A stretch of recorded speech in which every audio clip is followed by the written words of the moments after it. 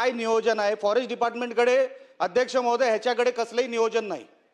आता मग विषय आला सफारीचा. 5,000 एकरमध्ये आम्ही सफारी करणार. फॉरेस्ट डिपार्टमेंटकडे अध्यक्ष महोदय ट्रँक्युलायझर घ्यायला पैसे नाहीत. 5,000 एकरमध्ये आपण सफारी कधी करणार आहोत? तोपर्यंत जनावरांचा आणि हा जो मानवी संघर्ष आहे हा कधीपर्यंत थांबणार आहे?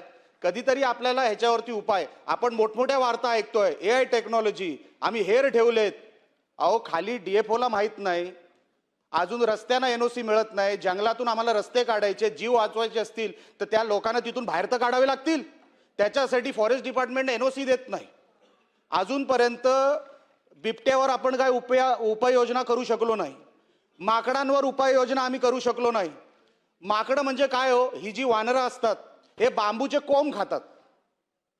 आमच्या सह्याद्रीच्या पट्ट्यामध्ये आम्ही पायथ्याशी असणारी गावं, तिथे तुम्ही बांबू लावायला गेलात, अहो त्या काळ्या तोंडाच्या वानरांना बांबूचा कोंब आवडतो, ते कोंब खातात. आता तुमचे बांबू पिकणार कधी, उगणार कधी, ते 6 फुटाचे होणार कधी?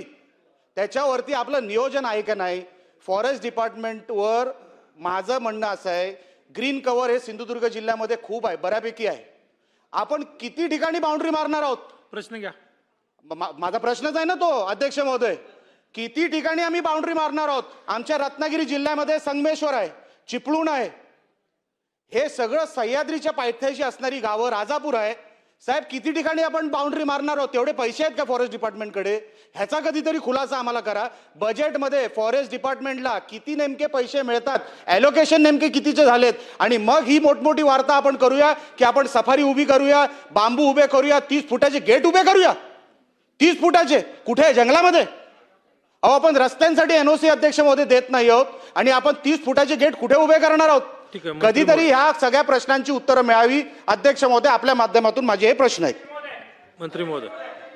सन्माननीय अध्यक्ष महोदय, सन्माननीय सदस्य निलेशजी राणे यांनी या ठिकाणी प्रश्न उपस्थित केला की रस्त्यांकरता परवानगी दिली जात नाही. निलेशजी राणेंनी माझ्याकडे पत्र पाठवावा. जर का ते गरजेचं असेल आणि आक्षेपार्ह त्या ठिकाणी नसेल तर 15 दिवसाच्या आतमध्ये परवानगी देईल. ठीक आहे. ओके. राहता राहिला प्रश्न त्या ठिकाणी गोष्ट खरी आहे. दोडा मार्ग, त्या मार्गातून हत्ती कर्नाटकामधून आले, आजरा बरोबर आहे, आणि याचा प्रादुर्भाव शेतकऱ्यांना होतो हे नाकारत नाही. परंतु मी बोललोय हे स्वप्न नाही, जे करूनच दाखवेन.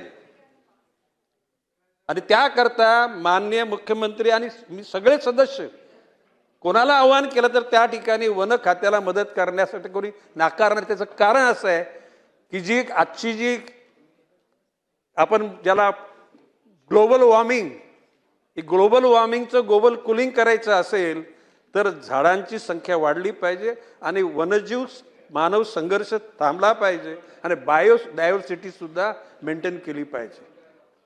वाघांचा द्वेष म्हणजे बडटीवार जी गेले की हे वरदान आहे का शाप आहे, ही गोष्ट खरी आहे. लोकांना वाघ बघण्याकरता लोकांना कौतुक वाटतं आणि काही लोकांचा त्या वाघाने जीव घेतला जातो. निलेशजी राणेंना मी आश्वासित करतो, तुम्ही माझ्याकडे पत्र द्या, आपण मला सांगा, मी सर्व अधिकाऱ्यांची बैठक लावतो आणि आपल्या मनातल्या असलेल्या सगळ्या शंकांचं निरसन करतो.